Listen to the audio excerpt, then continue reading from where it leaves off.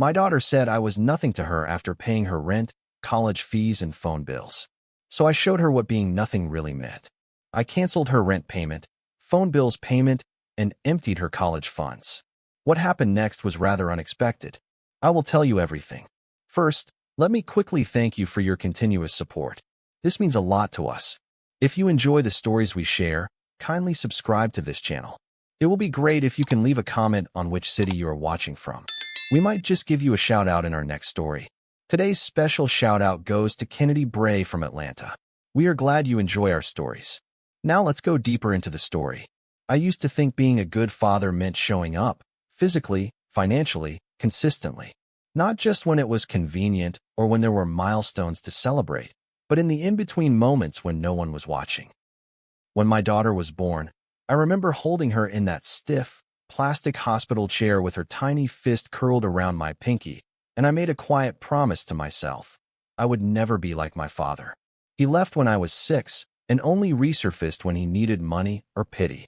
I swore I'd never let my child feel that kind of absence. And for 20 years, I didn't.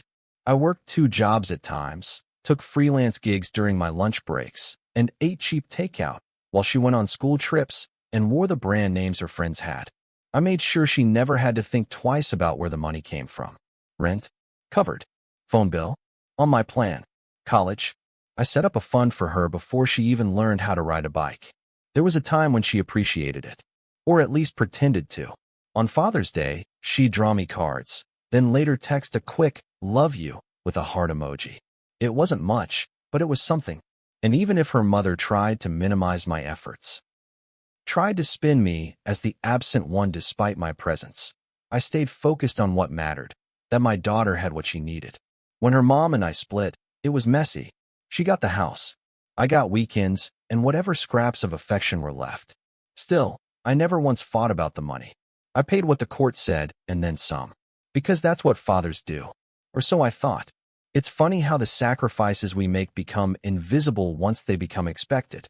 She never saw the days I walked instead of drove to save gas. Never noticed when I wore the same old coat year after year while she changed phones like outfits. I never wanted her to worry about money, but maybe that was the mistake. Maybe if she had seen me struggle, if she had watched me sweat over bills and delay my own medical appointments, she might have learned the value behind each dollar. But I kept it hidden. I wore the burden quietly, thinking I was shielding her from the hard stuff. Turns out, I was just raising someone who thought hard stuff didn't apply to her. The beginning of the end started with a request, no, a demand, for another $1,000 towards something vague. A program fee for college, though she couldn't explain what it covered. I asked questions, reasonable ones. Where was the invoice? Had she checked if it was included in her tuition? Was it urgent? She rolled her eyes over the phone like I was being unreasonable. "It's just 1,000. You can afford it," she said, her tone sharp and dismissive. I swallowed the urge to snap. "I've paid your rent, your phone, and your tuition this month already. Can you ask your mom to help with this one?" There was a long pause on the line. Then came the blow I never saw coming. "You're nothing to me if all you care about is money." Just like that. Flat, cold, without even a tremor in her voice. I blinked, stunned. "Excuse me." I managed. "Nothing," she repeated.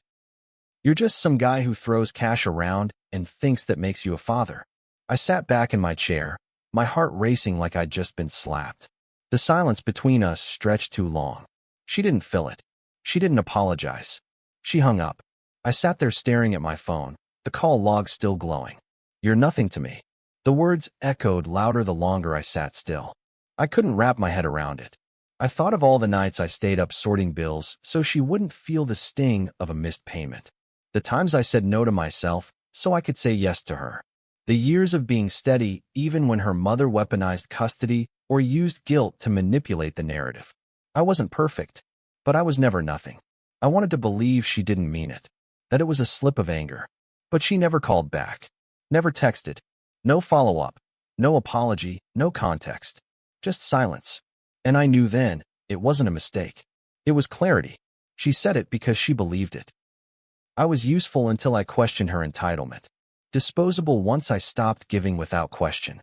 And that realization hurt worse than anything else. The idea that my love had been measured in transactions, not time. I didn't sleep that night. I kept replaying the moment, wondering where I went wrong. Was I too generous? Too distant? Too hard to read? But each answer circled back to the same truth. I had done everything I could. And if she couldn't see that, if she didn't value that, then maybe it was time I stopped proving my worth to someone who had already decided I was worthless. That was the first time I considered pulling back. Not out of revenge, but out of self-preservation. Because continuing to pay for someone who sees you as nothing isn't generosity, it's self-destruction. So I made a quiet promise to myself, much like the one I made the day she was born. But this time, it wasn't about showing up. It was about letting go. I kept telling myself I was overreacting. That maybe I'd misheard her, maybe I misunderstood the tone, or maybe she was just stressed. College can do that. Make young people say cruel things they don't fully mean. I told myself all of it, like mantras I didn't even believe, just so I wouldn't have to face the truth that my own daughter saw me as nothing more than a bank account with a name. But the silence that followed her words spoke louder than anything else. No follow-up text, no apology. No, I didn't mean it like that. Just 24 hours of silence, and then another, and another. That's when I realized it hadn't been an accident. It was something she'd been sitting on for a while, and when I finally said no, it gave her the excuse to let it fly. The full conversation had started off so normal. She called me between classes and started with small talk. The weather, her classes, how her roommate's boyfriend was annoying. I could hear music playing in the background, and she was chewing gum, distracted. Then, as if it had slipped her mind until the last second, she added, "Oh, and I need like $1,000 for this semester's program fee. They told us late, so I need it by Friday." No greeting, no can I ask. Just a statement, like she was placing a drive-through order. I asked her what it was for, and she got defensive. "I don't know, Dad. It's just what they said. Everyone has to pay it." I asked if she could send me the invoice or forward the email. She sighed loud enough to rattle the phone speaker.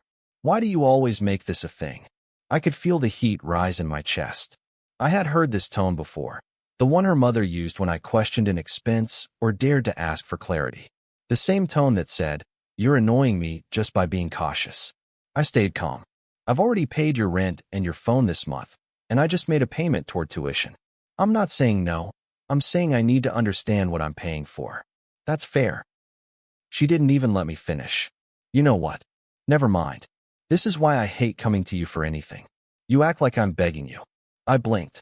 "I'm not acting like you're begging. I'm asking you to treat me like I'm not just a wallet." That's when she snapped. "You're nothing to me if all you care about is money." It didn't come out in a scream or a sob. It came out calm, cold, dismissive. I had to look at the phone to make sure it hadn't been someone else. "What did you say?" I asked, needing her to walk it back, needing some sign that she realized what she'd just done. But she didn't stutter. She doubled down.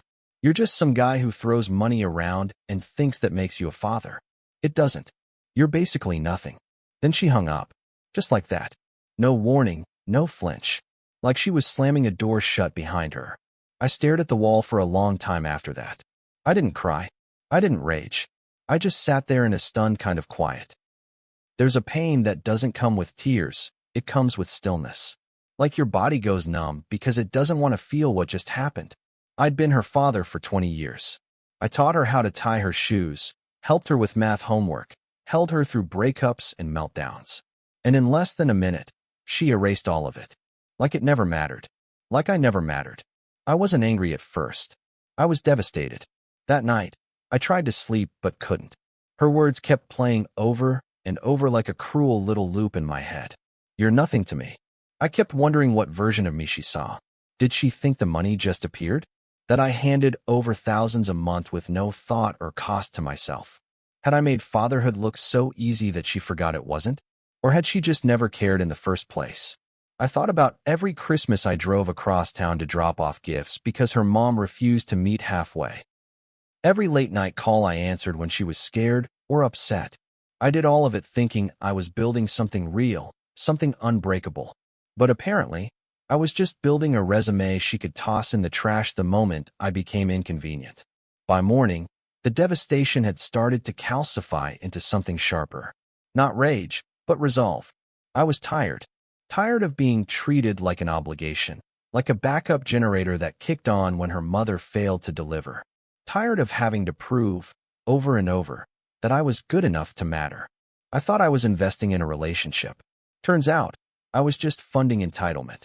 And if that's how she saw me, if nothing was her final word, then maybe I needed to start acting like it. I didn't text her that day. I didn't call. I didn't try to explain myself or ask for a redo. I waited to see if she would reach out. She didn't. Not even a passive-aggressive message. Nothing. And it hit me then. Maybe this wasn't a crack in the foundation. Maybe this was the foundation.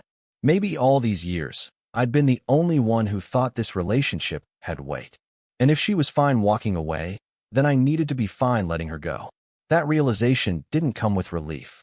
It came with grief, but also a strange kind of peace.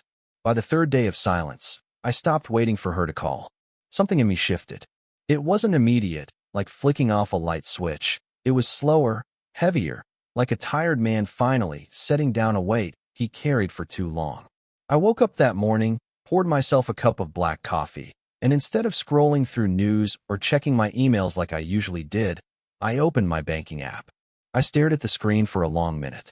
There it was, the recurring rent transfer scheduled for the first of every month, her phone bill bundled into mine, the automatic tuition withdrawal tied to her student ID. She didn't know half of it existed. She just assumed things got paid, because they always had.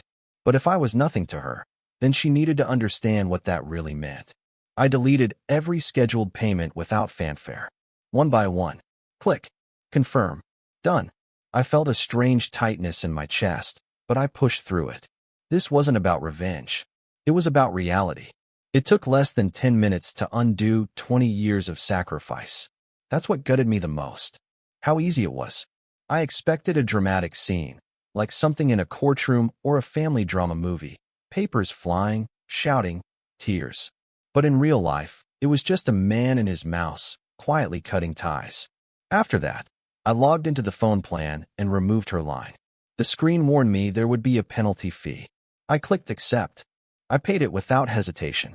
Then I logged into the account holding her college fund, an account I'd been contributing to since she was in diapers, and transferred the entire balance into my private savings. No, not out of spite. Out of understanding. If I was just a wallet to her, then I had every right to close the account. I wasn't going to bankroll disrespect. I wasn't going to fund contempt. I wasn't going to keep bleeding for someone who wouldn't even acknowledge the wound. The first phone call came that evening. Not from her, from my ex-wife. I saw her name flash on my screen and let it go to voicemail. A minute later, the message came through, her voice high and shrill with performative rage. You really think this is okay? You cut off her rent, her phone. Are you out of your mind? You're ruining her life. I played the message twice, then deleted it. A few minutes later, she called again. This time I picked up. Don't call me again, I said calmly. She started in immediately, yelling about my responsibilities, about how I was leaving our daughter homeless, about how I was acting like a child. I didn't raise my voice. I didn't interrupt. I just waited until she paused to breathe and said, "She told me I'm nothing to her, so I'm finally acting like it." Then I ended the call and blocked her number. The silence that followed was different this time. It wasn't the anxious, jittery kind I felt earlier in the week. It was firm, final, like the sound that lingers after you slam a door shut and know, deep down, you're not opening it again. I sat down on the couch, turned off the lights, and just listened to the quiet of my own house. No ping of new texts, no drama playing out through my phone, just stillness. I used to think silence was lonely. That night, it felt like peace. I had spent years letting guilt dictate my decisions. Guilt that I left the marriage. Guilt that I didn't fight harder for custody. Guilt that maybe I hadn't been emotionally available enough. But guilt isn't the same as love, and I wasn't going to let it run my life anymore. The next day, the messages started rolling in.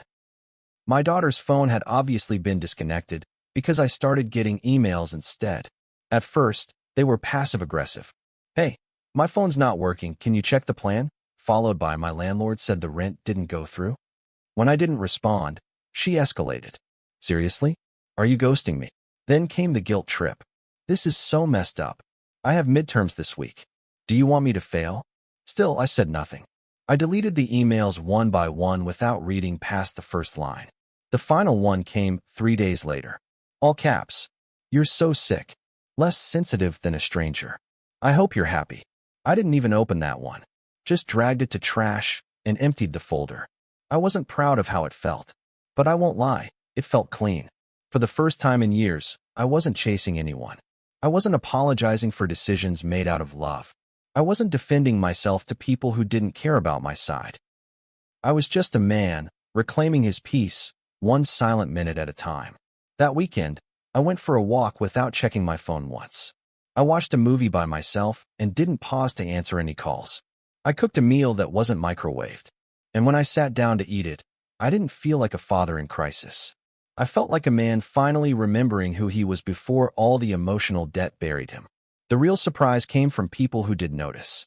A mutual family friend reached out, someone who'd seen both sides of this thing over the years. I heard what happened, she texted. You okay? I told her the truth. I'm not okay. But I'm not sorry either. She called later that night and told me something I wasn't expecting. She's been saying things like that for a while. Just not to your face. I paused, unsure how to respond. You mean, this wasn't new? She sighed. No. She's been angry at you since high school. But no one wanted to tell you. We thought she'd grow out of it. I sat in silence, the final pieces falling into place. The truth was, I'd been playing a losing game for years. I just didn't realize the scoreboard was never in my favor. It started on a Wednesday, middle of the week, nothing special about it. I was making coffee when my sister called, which was already strange enough since she usually texted first. I picked up, half expecting her to ask about some family event I forgot, but her tone came sharp and fast. Have you seen what your daughter posted? My heart dipped into that old, familiar place, the one filled with dread. I hadn't seen anything. I hadn't checked her social media in weeks, not since everything went down. I'd been trying to stay off it entirely. But now I knew I had to look. And when I did, it hit me like a punch to the ribs. There it was, an Instagram story, already reposted by a few of her friends. A photo of her in her dorm room, lit only by a desk lamp, with a caption in big, bold white letters. Imagine your dad cutting you off during midterms and telling you he doesn't care if you fail or go homeless. Fathers should protect, not abandon. Below that, another line. I guess money is more important than love to some people. I stared at the screen, my hand trembling with a mix of anger and something worse, disappointment. Not in her, not even in what she wrote, but in how easily she turned me into a villain for public consumption. No one knew the full story. She made sure of that. And yet, there she was, gathering sympathy, likes, validation from strangers while I sat alone with the truth. The comments were worse. People I'd never met piling on, calling me selfish, abusive, heartless. How can a parent just cut off their kid like that? One read. He must be a narcissist, said another. And then, the one that lodged itself in my gut. Some people shouldn't have kids if they're not going to show up emotionally. I wanted to scream. To post screenshots, receipts, payment logs, maybe even excerpts of our last text to show how long and hard I had tried. But I didn't. Not because I was afraid, but because I knew that once I started defending myself to the internet, I'd lose something even more important than public image. I'd lose my peace. Later that night, my phone lit up again. This time, it was my cousin Nina, who always walked the tightrope between family loyalty and social media gossip. Hey, she started, too carefully. Just wanted to say, I saw your daughter's post. And I know it doesn't tell the whole story. I didn't say anything. I just let her talk. Look, she continued, you've always been there for her. I've seen it. But you know how people are. They only see what's loudest. And right now, she's loud. I let out a dry laugh. Yeah, loud and ungrateful. Nina hesitated before saying, she's hurting, but that doesn't mean she's right. You can be hurt and still be wrong. That hit me harder than any Instagram caption. Because she was right. My daughter was hurting. And part of me still wanted to fix it. But I couldn't keep doing that if she only ever responded by trying to break me. By the end of the week, the story had fizzled down from the public square, but lit up behind closed doors. I got calls from two of my aunts, both concerned, but not really curious about the truth. Couldn't you just help her out one more time? One asked, as if I hadn't been doing that since the day she turned 18. You're the parent, the others said. You're supposed to rise above. I nearly laughed at that one. Rise above? I had risen above. For years, I bit my tongue, swallowed my hurt, and paid bills that weren't mine to carry just to keep peace. I rose above until there was nothing left of me but bruised pride and empty bank statements. The pressure didn't stop there. Her mom called again using a different number, one I hadn't blocked. I let it ring, but she left a voicemail I couldn't ignore. This time, she didn't yell. Her voice was low, tired, maybe even rehearsed. You're making a mistake, she said. You're teaching her that love is conditional. That's going to ruin her. I listened to the message 3 times, each time feeling the grip in my chest get tighter. Conditional?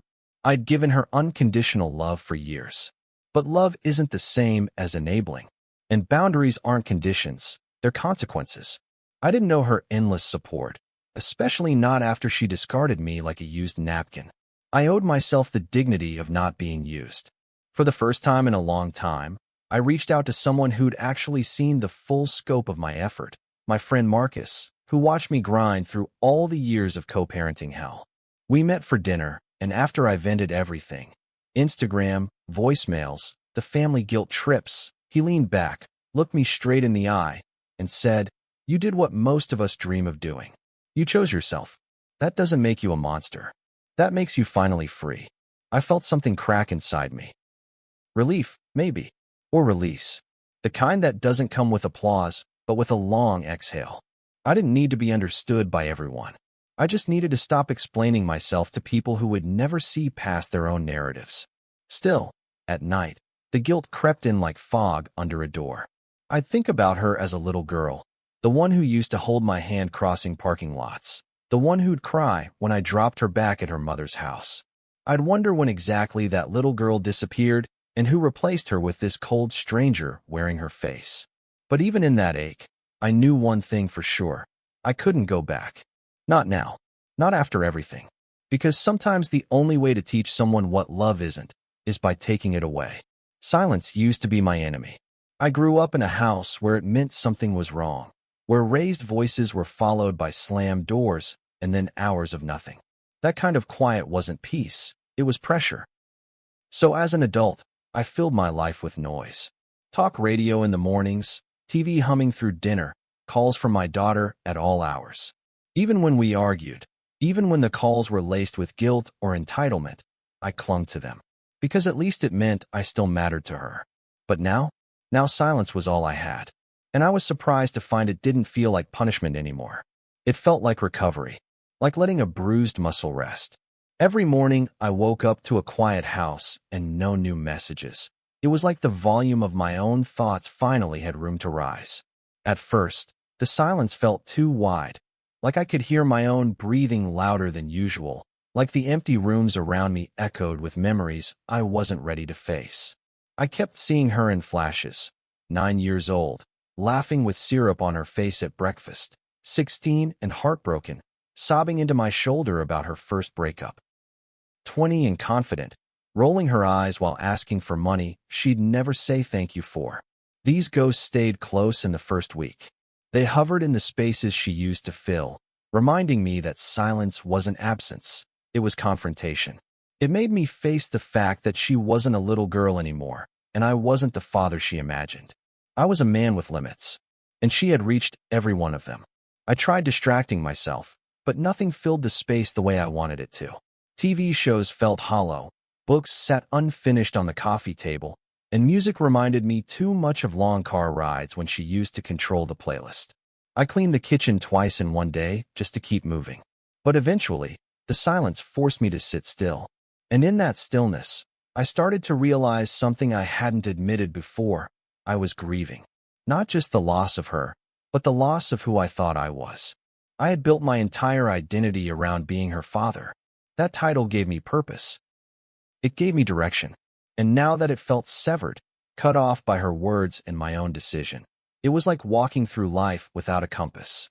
I kept hearing people say, "She'll come around," like it was some kind of comfort. But I didn't want her to come around. Not if it meant pretending none of this ever happened.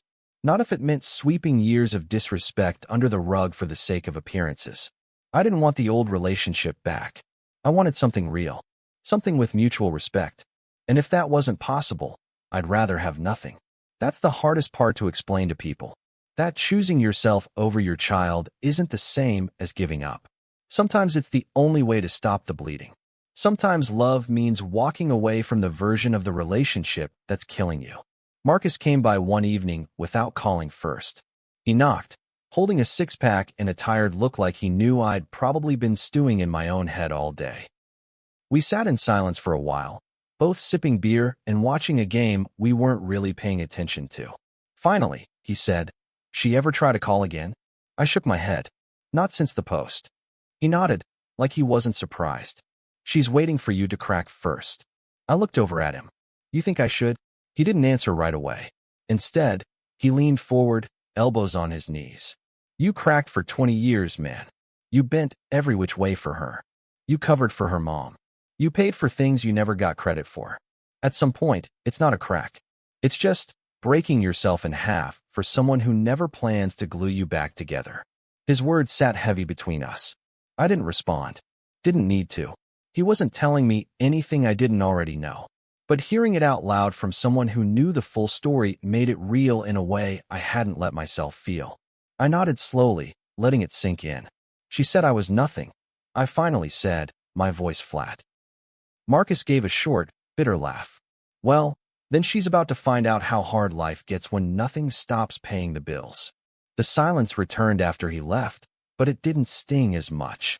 I sat by the window and watched the sky change from orange to dark blue. I thought about calling her. Not to fix anything, just to hear her voice. But I didn't. Because I knew what I really wanted was a version of her that didn't exist anymore. A version of me that still believed this could be salvaged without burning myself to the ground. That's the tricky part about boundaries. They feel like abandonment at first. But over time, they start to look like survival. Each day, the silence became easier to carry. It wasn't empty, it was space. Space for me to think, to rest, to heal. I started journaling again, something I hadn't done since before she was born. Just scribbling thoughts, nothing profound. But it helped. I wrote about who I used to be, who I wanted to become, and what it meant to be a father when no one's watching. I didn't have answers yet, but I had the questions. And for once, I was willing to sit with them instead of rushing to fix everything. I sat at my desk one Saturday morning with the sunlight creeping in through the blinds, casting striped shadows across the hardwood. My coffee had gone cold, but I wasn't ready to move. In front of me sat a blank sheet of paper. Actual paper, not a screen for once. I'd been carrying the urge to write her something for weeks. Not a plea or a threat, just something final. Not to be sent, just written. Something to empty the last bit of her out of my system, the way you wring out a soaked towel after a storm. I didn't have a plan, no bullet points or clever openings. Just grief tangled with love, and a quiet understanding that I had reached the end of what I could give. I started with her name. Just her name. Writing it felt like a door creaking open somewhere inside me, one I hadn't dared touch since I cut her off. Then, slowly, I began to write the things I hadn't said out loud. That I'd loved her fiercely from the start. That I'd sacrificed in silence for longer than she'll probably ever understand. That I never expected her to be perfect, only honest. I told her how much it hurt when she called me nothing. Not because of the insult itself, but because I realized in that moment that she believed it. That my worth to her had been whittled down to what I could pay, and the second I withheld it, she vanished. I told her I wasn't angry anymore, just tired. Tired of explaining, tired of giving, tired of bleeding love for someone who wouldn't even acknowledge the wound.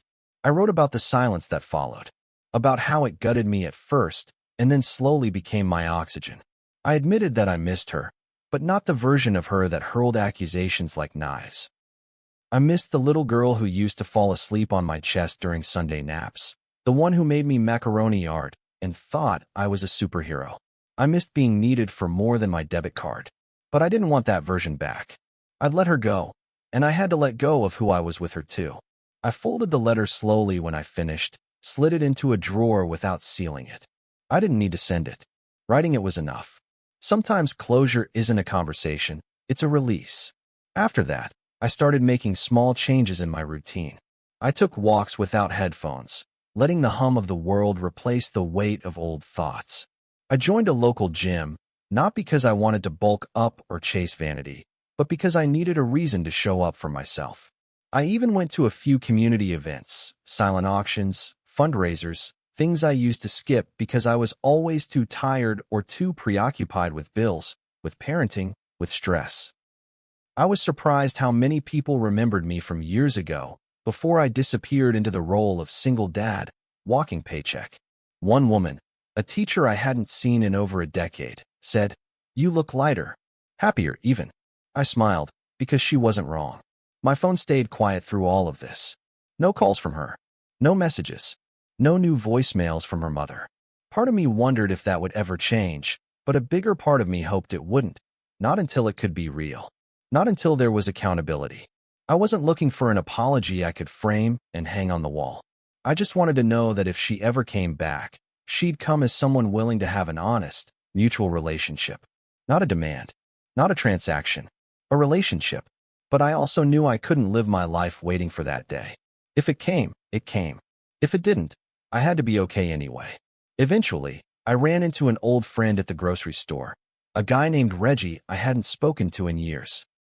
We ended up talking in the parking lot for almost an hour. I told him everything.